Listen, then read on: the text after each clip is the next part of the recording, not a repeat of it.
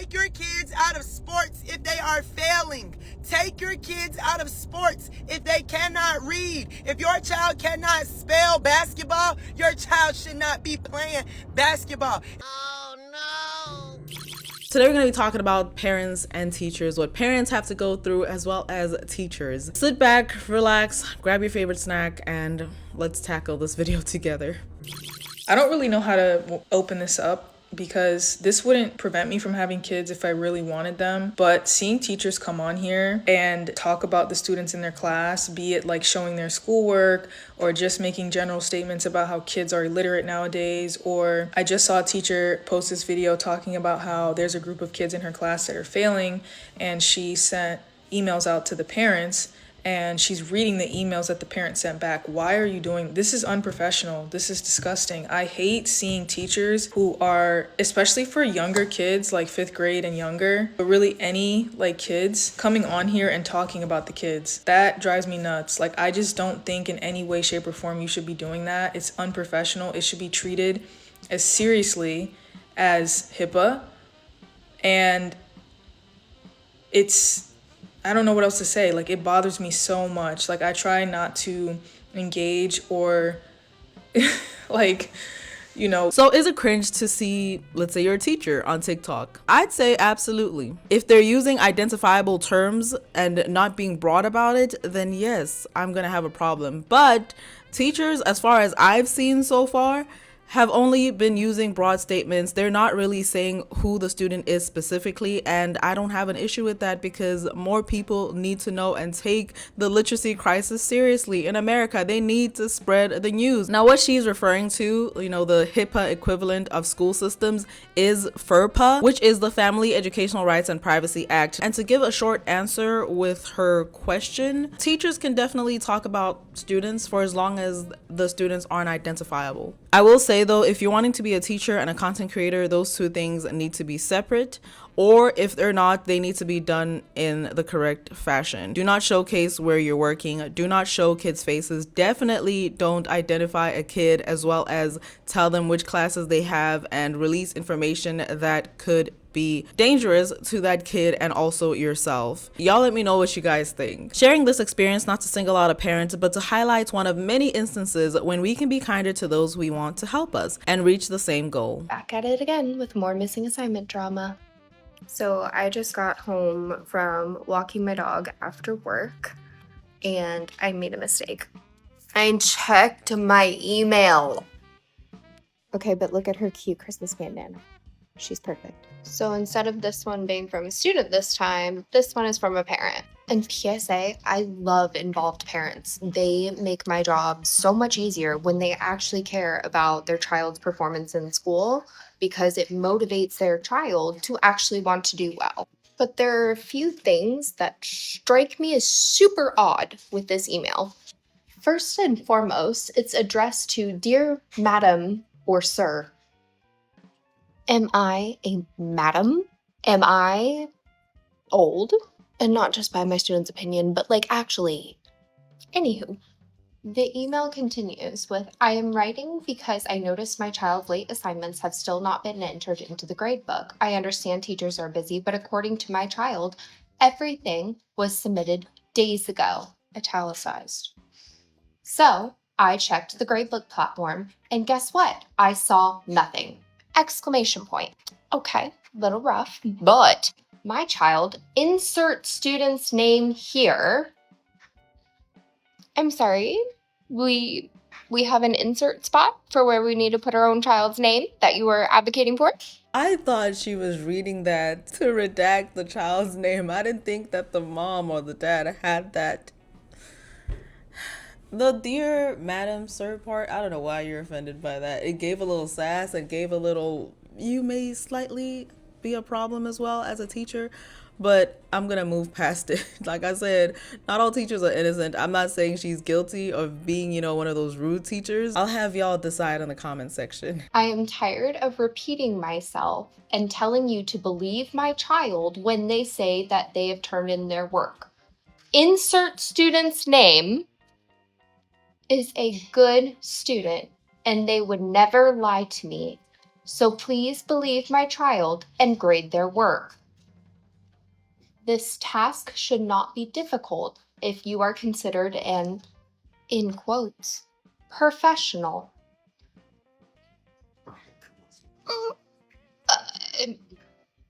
I have no words.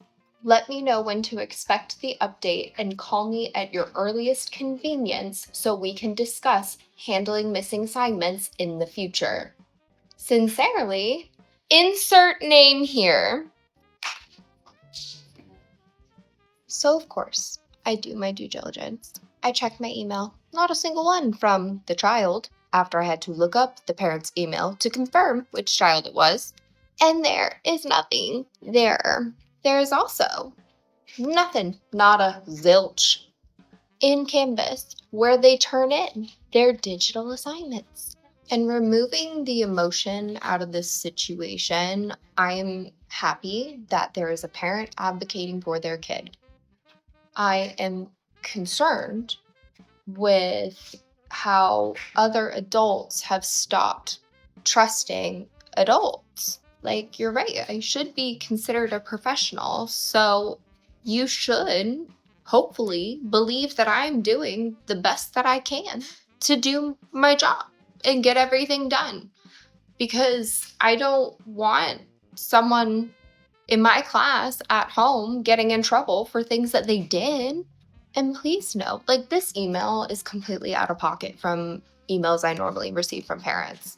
I had one of the sweetest emails that made my entire week this week from a mom talking about how 2 girls in my class were discussing that they missed me over Thanksgiving break and that, like, it's cool to see the impact of them outside of school. And I did cry a little bit, but like, it was so cute. But then I get stuff like this and I just want to sit and like have a discussion and be like, okay, explain to me like how you came to this conclusion that I am out here to target your child, insert name here. And I know I'm not alone in this because I am sure other teachers have had similar experiences to where we are blamed for things that are outside of our control. But parents, please do not feel nervous to advocate for your kid if you are sensing that there is some sort of injustice or miscommunication going on. But the tone of things matters because teachers, surprise, for now, are still people and we do have feelings. And for those of you who are invested, I will be making a phone call tomorrow to talk with this parent, make sure I am nice, calm, clear, and communicative of everything that's been going on, what I see on my end, and see if they want to meet so I can show them what I am seeing. And then if their child says they've completed this work, then they can show it to me on their computer. But please check on your teacher friends. We have 3 weeks left and we feel defeated. It's not. And there are so many videos out there of teachers just saying they're defeated. Some of them are, most of them are, a good chunk of them that are great teachers are quitting because of sometimes parents instead of the students. And one thing parents need to realize is that you don't have to always argue with the teacher. It's not parents versus teacher.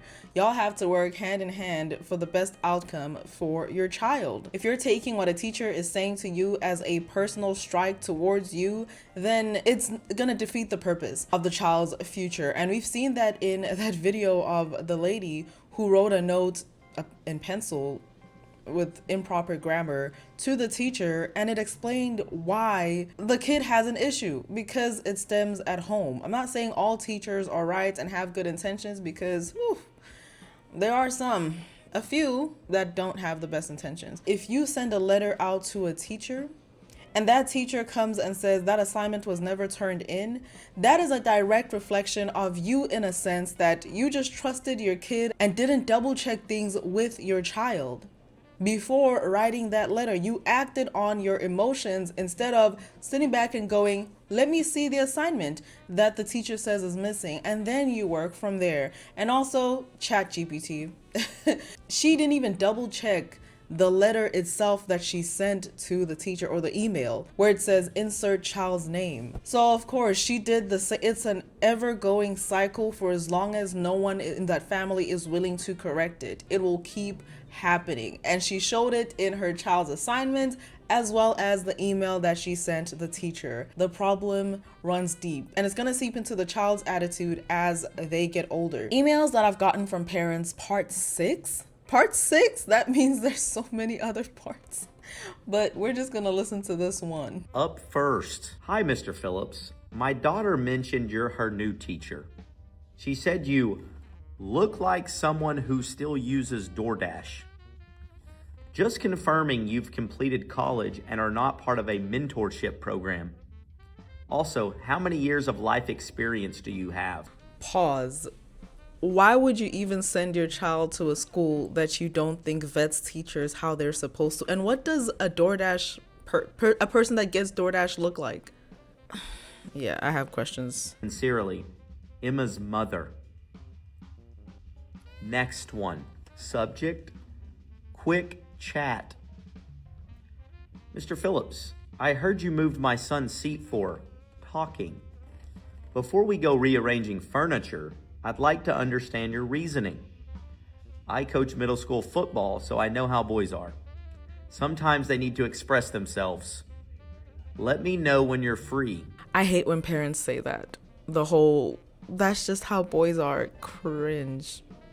Don't do that. You're doing nothing but dismissing bad behavior as, that's just how boys are.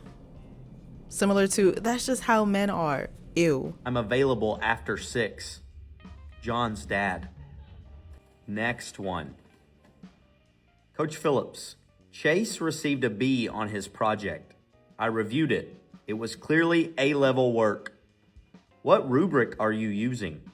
And how long have you been teaching this subject? I assume this is just an oversight due to inexperience. You haven't questioned, as far as we know, this teacher's credentials this entire time. But that one time he sends out an email to you, then you start questioning what is up with, what are y'all? At this point, it's easier to answer what isn't wrong with you guys. Please correct Chase's father. Next one. This one, actually gold. Subject, quick reminder. Hey, Mr. Phillips. Just wanted to remind you that these are kids, not your college roommates. My son said you told them, guys, lock in. Is that appropriate phrasing?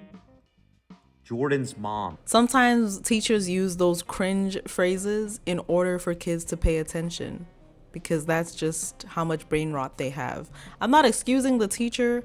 I'm just pointing out the possibilities. I don't know what you want me to do as her teacher. That's what the teacher told me word for word.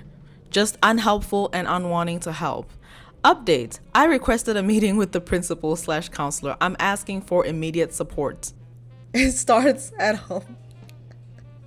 You are part of the problem. Now, parents keep advocating. Our kids deserve it. Okay, I'm a little taken back right now, and I want to talk, and I want you to tell me if it's me or my daughter's teacher, and I want you to be straight up with me. So this morning I go to school, I can't get into the grade book, so they help me. She's failing math. I'm like, okay, she's failing math. I asked the lady, can you please have the teacher contact me so we can figure out a game plan, and we can, I'm trying to advocate for her. I don't want her failing already. Like, I want to help her, Teacher calls me right now, 1:00, calls me.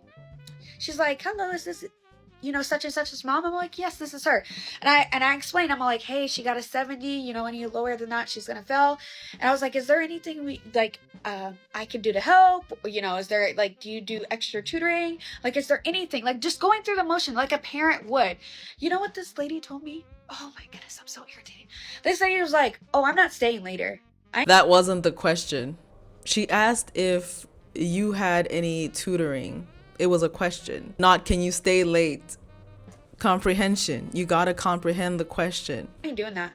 I was like, oh, okay, well, no, is there do y'all do any type of tutoring? Not just so you I don't know the way the school works. I'm new here. She's like, no, I'm not gonna stay past what my hours are. I'm like, okay. I was like, is there any extra work you can bring home so I can help her? I'll do it.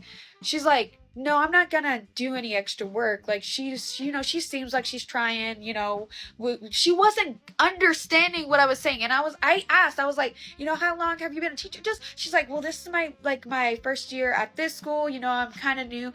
And I was like, are you not grasping what I'm saying? I'm saying, like, my daughter is failing. She's failing your class. I'm asking, like, how can we help? I was telling her, like, hey, she's being diagnosed with dyslexia. Like, I don't know if that has anything to do with it. Like, is there anything extra we can do to help her? And the lady was just like, no. Like, the grade is what it is. Like, there's nothing I can do about it. There's summer school. Just put her in summer school. Literally, like, that's only a bit of it. And the lady was just ticking me off. She's like, I don't know what you want me to do. Like, that's literally what she told me. She said, I don't know what you want me to do as her teacher. Don't piss me off, Karen. I'm mad. Oh. Nope, you're absolutely not crazy. That teacher failed to answer your question and instead just resorted to being defensive. Is that even what she did? You just said, nope, I'm not doing that. She's not hearing the question. Now, someone might say, oh, give the teacher grace. They deal with a lot of students. It was a simple question about the teacher's students. She wants to make sure that her daughter does better now so that she isn't screwed up in the future. Someone says, here to say that the teacher has 100 kids to worry about. You should be involved in her education. She never said she wasn't. Get her a tutor. She asked if the school provided it first. I'm sure she's willing to get a tutor. Do her homework with her. Help her study. Teachers are not at your beck and call. You're part of the problem. I had an IEP and mom literally helped me every day with work. She never said she's not helping her daughter or anything. I'm trying to be nice, so I'm not gonna say what I'm thinking. Brent said, I ain't mad at her. My sister, a teacher. My sister, a teacher, and the extra hours they put after contract hours is insane. Whatever, Brent. Maybe you need to go into your sister's class too and have her teach you. You didn't get the question. And I'm afraid this is what America's dealing with right now. There's a crisis. People aren't understanding. It's a question. She's not saying work extra hours in order to accommodate my kid. A good teacher would be like, yes, actually it's A, B, and C that is troubling your child. I don't tutor. However, you can do Khan Academy or whatever, or you can do your own research or whatever. These are the problems that your child is dealing with. And then from there, the parents would grab that information, take her kid to a tutoring school. It's that simple. Mimi said, I don't know what kind of school y'all in the comments went to, but most schools have after school tutoring. So mom's question was, thank you. Thank you. You also need to go to Brent's sister's class, but thank you. Jeez, bro. What aren't y'all comprehending? And it's similar to reading. You can read an entire book and not understand what the heck it was about. You have to comprehend what you're reading. Before we move on to the next video, I just want to take this moment to say thank you so much to all my Anti-Delulu Den members for the love and support that you guys show me. I hope you guys are enjoying the perks that I have, as well as everybody else that is supporting me, and showing me love. I truly appreciate you guys so much. Hopefully in the near future, I know I keep saying it, but there's just no way I'm gonna start full extra content if I know I'm not ready to make extra content for y'all. So if you want to join the Anti-Delulu Den membership, make sure that you don't have any debt. And if you have even 50 cents of debt, please don't join. If I'm able to, I'll boot you. I will audit you and boot you out. Without wasting time, let's get back into this video. I received an email from a parent about, I don't know, it must have been months ago. And in the email, the parent said, I know that my child is going to fail your class. We're at the beginning of the school year, mind you. This is like, October, November-ish when I got it. First semester. And I'm okay with that. That was what the email read. And for the longest time, I've been thinking about this email and I stared at it And I go back to it and I look at it and I'm like, you're okay with your child failing my class. That's okay with you. You're a parent and you're okay with that. And so I'm not going to lie. For like a few days, kid didn't want to do anything. They really did not give a damn. I'm sure mom must have said something to them or whatever. And they're just like, whatever, like, I'm not going to do anything. So they didn't do any homework, okay? Nothing, no homework, no classwork. They just sat there and did nothing. And I'm not going to lie, like I said, for the first couple of days, I was like, well, screw it. If the parent doesn't care, why should I? Right? And after like the third day of seeing this student just not doing anything at all, I said, you know what? Like, I'm the teacher, right? If the parent doesn't care and they don't care, I care. I have to care. This is what I got into this business for, to care, to push my kids beyond their limits, to push them hard, to push them even when they don't want to realize their full potential. So what I did was, and which is something that I still do now, is I do lunch detention. And realistically, it's not detention, you guys. It's just like a time for them to make up their work. So I force them. I make them come in and I tell them, go get your lunch and then I'll be here at lunch. And I open my doors and I'm like, okay, what do you owe me? And I've never really got like home, like late work. But I've been a little flexible. But I said, you know what, screw that. Like, you're going to do your work. If your parents don't want you to do your work, that's tough. But you're going to do your work in my class because I want to see you succeed. So my classroom is full right now at lunch. I have all these kids come in and I'm like, all right, what are you missing? All right, you got to get your work done. Okay. Oh, you didn't do your homework? Oh, that's fine. You owe me lunch attention. I'll see you at lunch. And they come in, get their work done. And guess what? That student went from an F, a 17%, to now having a C-, passing my class within, like, I would say a couple weeks. Not even. I would say like 4 or 5 days of just getting that damn work in. I promise you, the great teachers out here, we do give a damn. Even when your parents don't, even when you don't. Because I see what your future can bring.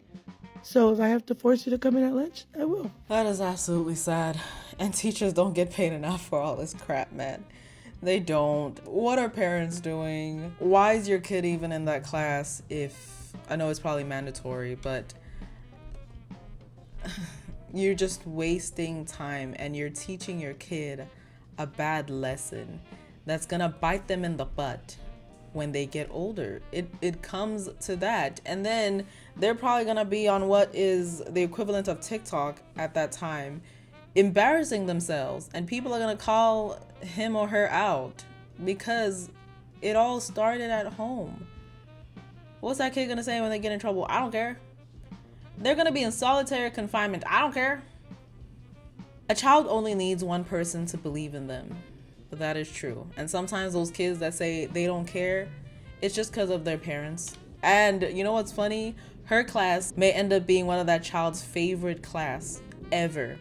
And a lesson that they will take forever and ever because of the positive attitude the teacher had. The teacher saw more potential in the kid than that kid's parents.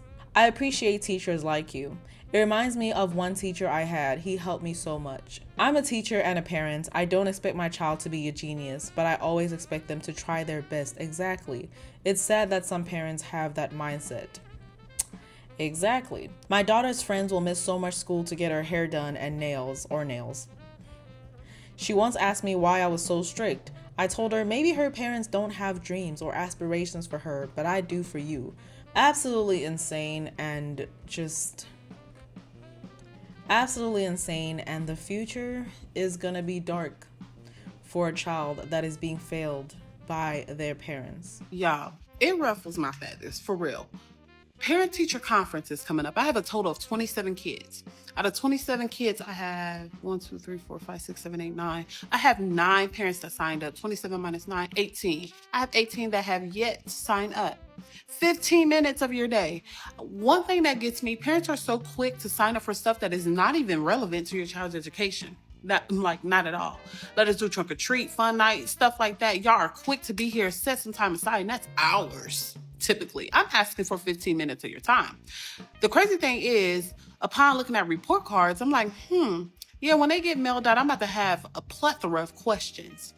So tomorrow during parent-teacher conferences, parents, I'm blowing phones down. Whether I'm texting you, FaceTiming you, trying to send you Zoom invites, oh, you're going to talk to me for at least 5 or 10 minutes about your child and my child too. It's because entertainment is priority. Entertainment is their drive, their only drive. It reminds me of student athletes that fail their classes, but the parents will be there during their games supporting them. Not everyone is gonna get out of college and become an athlete. So why aren't you taking the educational part of being a student athlete seriously? And also, schools fund football, soccer. Well, I don't know about soccer here. They fund entertainment more than education. And it makes me so sick.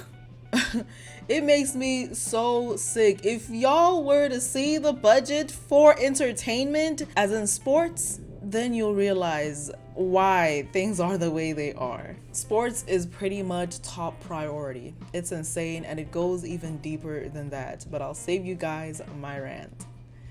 Absolutely hate that. Do you know some parents have multiple children? Do you know that teachers have multiple students and they still keep up with every single one of those students? Do you know some parents don't have a vehicle to get anywhere? Do you know that those parents can make means in order to get to that parent-teacher conference? Because like she said, those are the same parents that make a way when it comes to sports. Do you know that some parents are single and are just doing the best they can? Congratulations, they can still come to that parent conference. There are slots that teachers can provide so that if a parent isn't able to come within the first day of the conference, they can come on the third day at a specific time. Arrangements can be made, and I'm pretty sure teachers would be more than happy because I've seen it being done before. And single parents still show up. Do you know some parents don't have help to watch other children to get somewhere for the other child? Still falls in what I said. They'll make ways. I wouldn't ghost a teacher, but if it didn't work out for me personally to show up, I'd be asking for a phone call for the conference. You didn't listen to the whole video where she said, okay. Whatever. Will you absolutely just humble yourself, please? You're part of the problem. And also, they are also just children in a really hard world. They're still students. In a really hard world, I'm not going to deny it, but you, the parent, deal with that really hard world. And if they are having a really hard world, they can still help. There can still be arrangement. You're part. Let kids have fun while they can. So that their life can be awful when they get older and really have to have a hard world life? Are